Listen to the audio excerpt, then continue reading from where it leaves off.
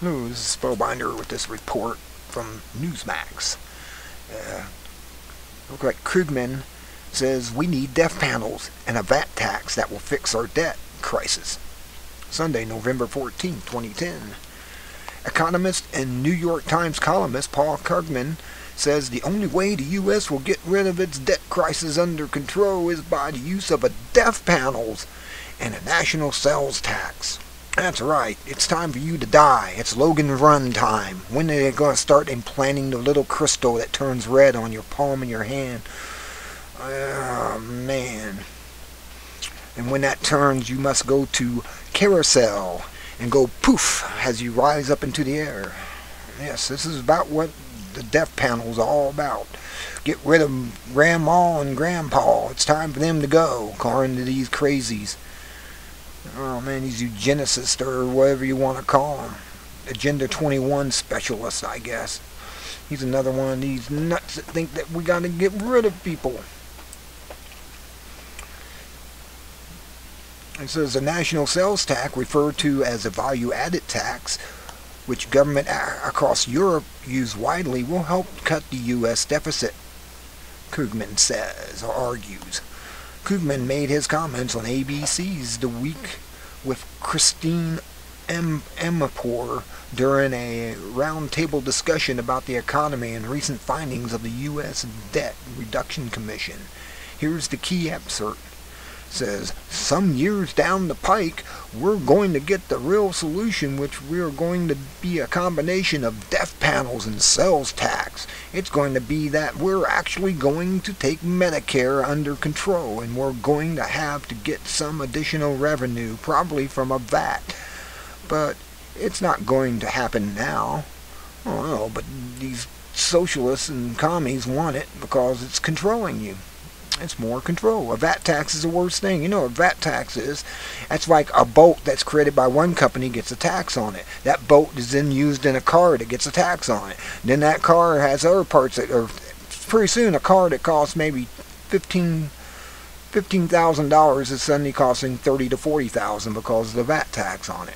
I mean, that's how VAT it taxes everything in the manufacturing process till the product gets on the shelf or on the floor. It's just not right. He says the Obama health care plan passed by Congress in 2010 includes government-run health care committees with sweeping powers, including the power to engage in competitive pricing and cost analysis, a system Britain uses and has led to rationing of medical care for the elderly. That's right. You get an aspirin for a heart attack if you're over 40 years old. Isn't that nice of them? You get less and pay more. The critics of the Obama plan include former Alaska Governor Sarah Palin, quickly dubbed the committee's death panel, saying government agencies would decide who would live and who would die. That's right, gives them the power of God. Supporters of the Obama health plan dismiss such suggestions as nonsense. Oh no? Why is it in the bill written exactly that way? Krugman apparently thinks otherwise and suggests that such death panels could be one way the federal government will be able to keep soaring medical costs under control as baby boomers enter retirement. He continued, if the Debt Commission were going to do reality therapy, they should have said, okay, look, Medicare is going to have to decide what it's going to pay for, and at least for starters, it's going to have to decide which medical procedures are not effective at all and should not be paid for at all. In other words, it should have endorsed the panel that was part of the healthcare reform. Krugman also criticized Republican plans to extend the Bush tax cuts fully, including those who make more than $250,000 a year. That's not that much, people. That's not the rich people. The rich people make millions a year. That's the rich people. These people are the middle class that make $250,000 a year. And you know, after taxes and everything, it doesn't really come out that much. It's below $100,000 usually after everything's been paid and all the expenses and everything. They're not making that much take-home pay. He said the cost of permanently extending just the upper end Bush tax cuts as opposed to only extending the middle class tax cut, the 75-year cost of that is just about identical to 75-year accounting shortfall in Social Security. So we've got people who are saying, oh, Social Security, got to do something about it, but let's extend those tax cuts for the rich people. How much does this guy make? Is he willing to pay? I know he makes more than $250,000 a year. I guess he's jealous because people are just underneath what he's making aren't getting taxed like he is. Well, if he didn't want to make that much money and pay the taxes, he should get a different job. It is showing how the priorities are all skewed. Apparently, realizing this comment were inflationatory, Krugman took his blog immediately Sunday afternoon to clarify his comments. I said something deliberately provocative on this week, so I better clarify what I meant, which I did on the show, but I can hurt to say it again, he wrote.